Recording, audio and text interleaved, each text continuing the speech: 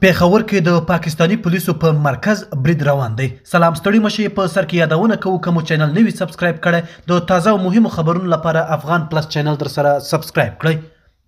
د پېښور په متنو سیمه کې د پاکستاني پولیسو پر حسن خیلو مرکز د وسلوالو برید دوام لري. پر ټولنیزو شبکو د دغه برید په تړاو خپاره شوي ویډیوګانو کې و بریدګر لیدل کیږي چې د پاکستاني پولیسو پر دغه مرکز د راکټ لانچر او مرمیو ګزارونه کوي. پاکستاني پولیسو د دغه مرکز د ساتنې لپاره اضافي قوتونه ساحې ته استولي دي. تر اوسه دواړو لوریو ته د اوښتې مرګ ژوبلې جزئیات نه دي رسنیز شوي. دغه برید په دیره اسماعیل خان سیمه کې د پولیسو د روزنې پر مرکز د تیرې شپې تر برید دقیق څو ساعته وروسته ترسره کیږي. هغه برید چې پاکستاني طالبان پکې د لسګونه پاکستاني پولیسو د وژلو ادعا کوي.